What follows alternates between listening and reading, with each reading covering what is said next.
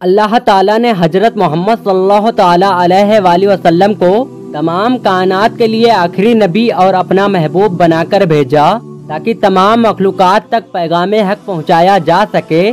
تمام انبیاء کرام سے اللہ نے وحی کے ذریعے کلام کیا۔ نزول وحی ایک مخصوص اور غیر معمولی کیفیت ہوتی ہے جس کا سامنا عام انسان نہیں کر سکتا۔ یہ عظیم منزلت پر فائز نبیوں سے بات کرنے کا ایک خاص طریقہ الہی تھا۔ وحی کے معنی کلام اور خطاب کرنے کے ہوتے ہیں، یعنی اللہ کو اپنے نبیوں سے بات کرنا۔ لہذا تمام نبیوں کی طرح اللہ نے امام الانبیاء حضرت محمد صلی اللہ تعالیٰ علیہ وآلہ وسلم کی طرف پہلی وحی کا آغاز کیا۔ رسول اللہ صلی اللہ تعالیٰ علیہ وآلہ وسلم کو پہلی وحی کا آغاز سچے خوابوں سے ہوا۔ جو خواب آپ رات کو دیکھتے اس کی تعبیر صبح روشن ہو کر سامنے آ جاتا۔ جب رسول اللہ صلی اللہ تعالیٰ علیہ وآلہ وسلم 40 برس کے ہوئے تو دنیا سے دل اوب گیا۔ آپ تنہائی کے عالم میں رہنے لگے۔ مکہ مکرمہ سے تقریباً 3 میل کے فاصلے پر جبل نور نامی پہاڑ کے اوپر ایک غار ہے جس کو غار ہیرا کہتے ہیں۔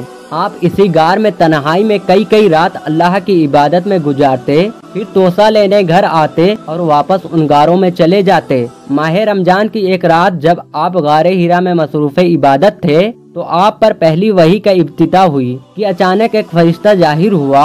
یہ حضرت جبریل علیہ السلام تھے جو ہمیشہ خدا کا پیغام اس کے رسولوں تک پہنچاتے رہے۔ فرشتے نے کہا اے محمد پڑھیں۔ آپ فرماتے ہیں کہ میں نے کہا میں پڑھنے والا نہیں ہوں۔ فرشتے نے آپ کو پکڑا اور نہایت گرم جوشی سے آپ سے زوردار معانقہ کیا، پھر چھوڑ کر کہا پڑھیے۔ پھر آپ نے فرمایا میں پڑھنے والا نہیں ہوں۔ فرشتے نے دوسری مرتبہ پھر آپ کو سینے سے چپٹایا اور چھوڑ کر کہا پڑھیے، تو آپ نے پھر وہی جواب دیا میں پڑھنے والا نہیں ہوں۔ فرشتے نے تیسری مرتبہ آپ کو بہت زور سے سینے سے لگا کر چھوڑا اور کہنے لگا کہ پڑھیے اپنے رب کے نام سے جس نے سب کو پیدا کیا اور انسان کو جمے ہوئے خون سے بنایا۔ پڑھیے اور آپ کا رب بہت مہربانیاں کرنے والا ہے۔ بس یہی آیت جبریل علیہ السلام سے سن کر اس حال میں غار ہیرا سے واپس ہوئے کہ آپ کا دل اس انوکھے واقعہ سے کانپ رہا تھا۔ آپ حضرت خدیجہ رضی اللہ تعالیٰ عنہا کے پاس تشریف لائے اور فرمایا مجھے کمبل اڑھا دو، مجھے کمبل اڑھا دو۔ لہٰذا آپ کو کمبل اڑھا دیا گیا۔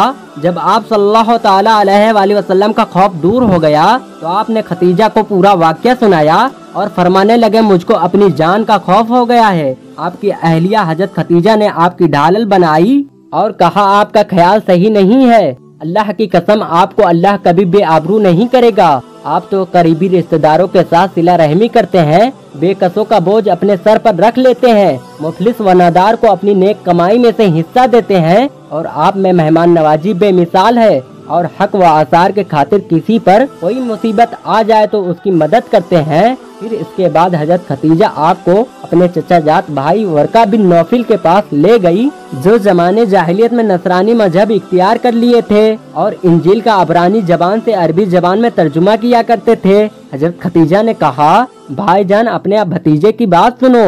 ورقہ بن نوفل نے حضور صلی اللہ علیہ وآلہ وسلم سے پوچھا آپ کو کیا نظر آیا ہے؟ حضور نے جواب میں سارا ماجرا بیان کر دیا۔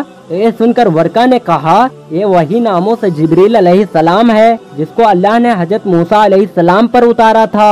کاش میں آپ کے اس عہد نبوت شروع ہونے پر جوان عمر ہوتا، کاش میں اس وقت تک زندہ رہتا جب آپ کی قوم مکہ سے نکال دے گی۔ رسول اللہ صلی اللہ تعالیٰ علیہ وآلہ وسلم نے یہ سن کر تعجب سے پوچھا کیا وہ لوگ مجھے یہاں سے نکال دیں گے؟ ورقہ کہنے لگے ہاں یہ سب کچھ سچ ہے، مگر جو شخص آپ کی طرح امر حق لے کر آیا لوگ اس کے دشمن ہو گئے ہیں۔ اگر مجھے آپ کا نبوت کا وہ زمانہ مل جائے تو میں آپ کی پوری مدد کروں گا، مگر ورقہ کچھ دنوں کے بعد انتقال کر گئے۔